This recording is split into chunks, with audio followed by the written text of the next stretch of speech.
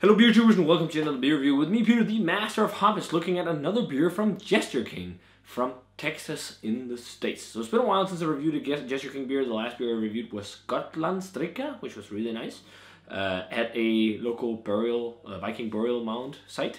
Cool place, cool beer.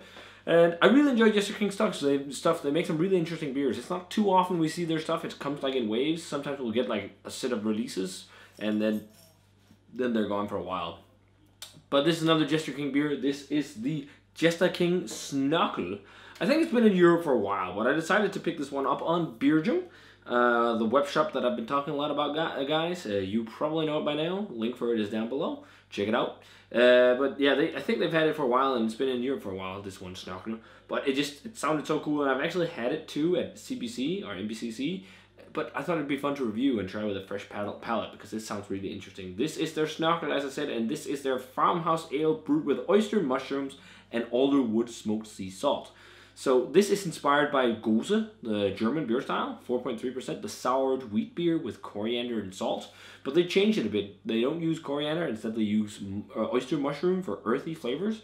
And then they use alder wood smoked sea salt for another unique layer of flavor. The malt in there is malted barley, malted wheat. They use well water, as they always do, and of course hops, and then their farmhouse yeast and native yeast and souring bacteria from the Texas Hill country. So, really digging it, 4.3%.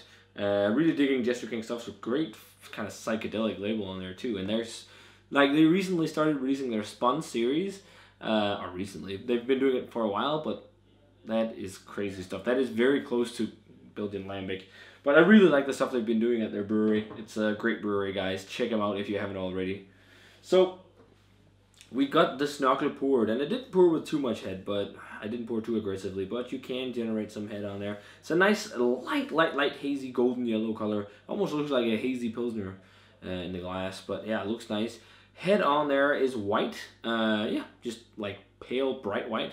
Let's check out the aroma on Snörkel. Oh, earthy, tart, salty aromas. It really smells like a Gose. That salinity, tartness, lemon. Oh, the earthiness from the mushrooms. I definitely pick it up. There's almost like a stone fruit quality as well. Like super sour, unripened apricots. Smells quite nice. I don't smell so much of the smokiness. There's that salinity from the sea salt, but the smokiness I'm not picking up on really, but it's not, it's just the salt that's smoked. It's not smoked malt or something like that makes it really smoky, which I think Skotlandstrika was smoked as well. But yeah, it smells quite nice. Almost like a hint of funkiness, like a bit of barnyardy funk going on in there as well. It's like almost like Gose plus, if you can say it like this. Smells quite nice. Let's give it a taste. Cheers, guys, and thanks to Breweryand for the beer.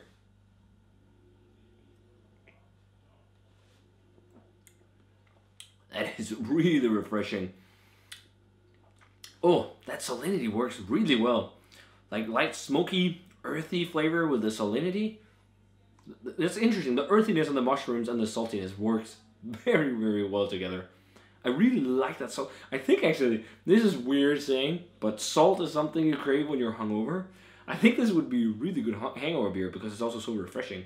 Really bright lemon and lemon rind flavor, that kind of stone fruit thing, very dry as well. Mouthfeel is medium, snappy, crisp, and super dry.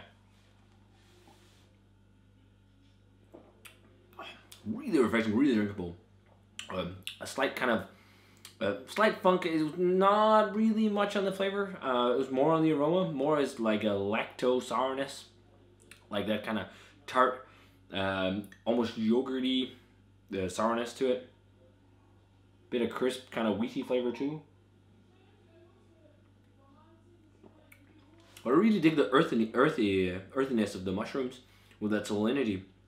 I don't really taste like smokiness per se, but you feel it on your lips right now, like that salinity.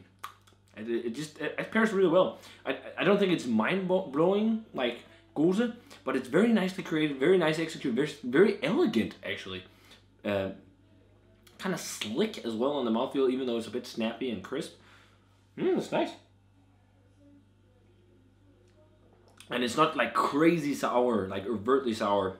Like, it's a very nice balanced sourness, and you get a bit of that, as I said, like, it's like unripened apricots and lemon juice.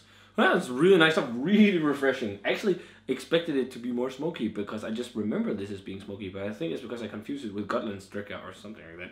But because I've had it a few times on tap, what's it in bottles? I'm not sure. But this is tastes worth a shot for sure if you're into goses. And if you like salty umami, it's got a bit of umami with the mushrooms as well, with that earthiness. So if you like those flavors in sours or want to try them, this is worth a shot for sure. This is quite nice.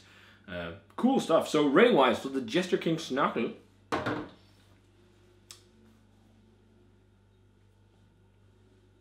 gonna go 93. This is a really nice, refreshing, drinkable Gose.